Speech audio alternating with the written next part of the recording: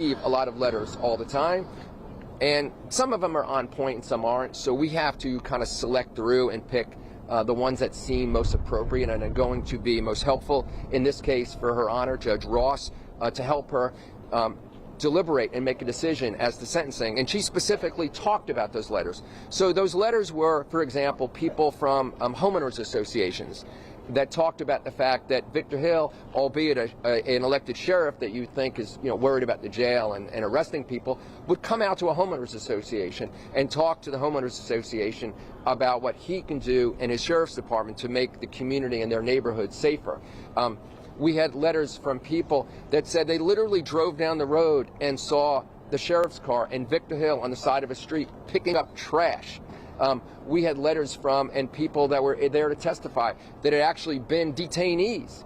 They'd actually been in the Clayton County Jail and were no longer using illegal substances, narcotics, because of the influence and the structure that they say that they received while in the Clayton County Jail. We had a very famous person in the music industry, a gospel singer, that talked about the citizen, Victor Hill, the sheriff and citizen, how he heard about the passing of one of her relatives and made sure that he was there to support her family. We had several of those people that were somewhat familiar with him but had a sick or dying or a deceased relative, and how as the sheriff he came to make sure that they and their family members were safe, healthy and secure, and try to see what he can do during that difficult time. That's unique. We have 159 counties in this state. I challenge you to find any of the other 158 sheriffs that are picking up garbage on the side of the street, or making sure that people have sick loved ones are okay, or making sure they have somebody from their sheriff's department attending each and every funeral in their county. Who is Victor Hill, Drew? Well, I mean, I think we heard, and the judge went out of her way to talk about the fact that Victor Hill is somebody that his lifelong dream was to be in law enforcement. While some grow up with the ambition of being a doctor, a professor, a baseball player, a nurse, an engineer, a camera person, a news person, Victor Hill wanted to not only be in law enforcement, but to lead a law enforcement organization. That was his dream, and I think that's the best way to summarize who he is.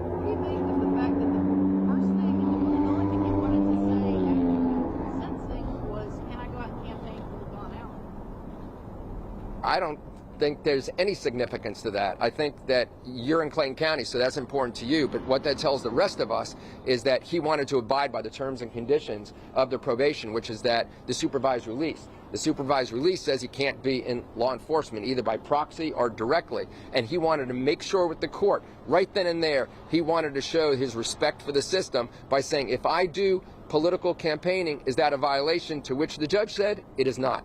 How is he feeling this hour? I mean, I think that he's just absorbing everything right now. This is a lot for him to take in. It's a lot to take in because he is somebody that his mission has always been to uphold and enforce the law, and he's in a position that's unique to him. But he has always been somebody that has displayed an incredible strength and intestinal fortitude, and I think he's probably leaning on that strength and intestinal fortitude as we speak. Can you tell us what the timeline is moving forward? Well, so there'll be an appeal. I mean, and the appeal is, you got to get a transcript, and we'll start doing everything in the appellate process. I will tell you that a lot of people make kind of that knee-jerk reaction. We're going to appeal, kind of go into autopilot. But this is an incredibly viable appeal. This is just not any appeal. These are some incredibly unique issues, and I think Her Honor highlighted, right, in her opening statement today before sentencing, the uniqueness of this case. And the uniqueness of this case will really highlight how we approach the appeal. So, last question. Speaking of the uniqueness, he is the only one that's been prosecuted for something like this. Describe that, and even the other side, they say in cases where other people who have been prosecuted, they were prosecuted for punching or things like that. Yeah. So that was an important issue that we argued and the judge referenced, right? Which is that there really were no cases to look at around the United States, and hence kind of the point that Victor Hill had no notice about this. The cases that you see involve cases where people are tasing, they're shooting guns, they're hitting people with batons. There's no allegation that Victor Hill had any physical contact with anybody detained at the jail. There is no allegation, right, since he's not the one that did it. That's a great question, that at his behest somebody was physically injured, someone was hit, someone was tased. Nothing like that at all. And that's what makes this case really unique, is that there's not this conspiracy, there's not these multi-defendants. And look, these are all issues that are going to have to be parsed out and dealt with in the appeal of this truly unique case. But that being said, I got work to do. I had other cases. No, I have another question though.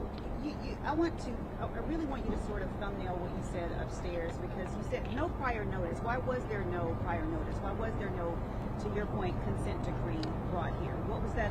Why go straight to the prosecution? I wish I can answer that question because I think it's unfair. So I appreciate you asking that, but that's not for us to do. We're not the government. We're just defending this gentleman. And so we would have expected that. We would have expected that the Department of Justice, that is at the podium talking about due process and talking about constitutional rights, would address the issue of fairness, would address the issue of, hey, we know that 99.999% of the time you're doing all these other things for the betterment of the community. We want to have our civil division reach an agreement with you and have a consent decree. That's on them, not on us. But we'll raise that issue. You can rest assured, get ready to read about it. We're going to be doing it. What's your response to the statement from the judge that Victor Hill's love of law enforcement was less than, or should I say his love for power superseded his love for law enforcement? Yeah, I mean, I'm not gonna, second guess anything Her Honor said. Judge Ross was doing her sentence at the time, and she had a message to get across. That's really not a legal issue. So I'll talk about legal issues and the underlying factual issues. Did he have a power use problem? That's just a silly question. So let's not go like, tabloid over there. So these are all great questions, but I'm not going to answer tabloid questions. That's silliness. Politically motivated is what the former sheriff said when these charges were brought. Well, the only thing I could keep on going to is the lack of notice. The lack of notice is I'm just going to repeat that theme. And what the reasoning was, we'll never know. But there's a nation full of law enforcement officers that are using these restraint chairs. Do the research, you'll see there are two major corporations that are selling them as we speak. As we speak, there are salesmen, saleswomen in county jails, municipalities, institutions, private jails all over America right now doing sales pitches, selling 6, 10, 12 of these. But I'll tell you what, these sheriffs and these law enforcement officers are going to need to have to think long and hard about this, because out of nowhere, with absolutely no notice, Victor Hill was prosecuted for the use of it. So anyway, I'm good. Thank you. Appreciate y'all. I got you. Oh, thanks, man. Bye, guys.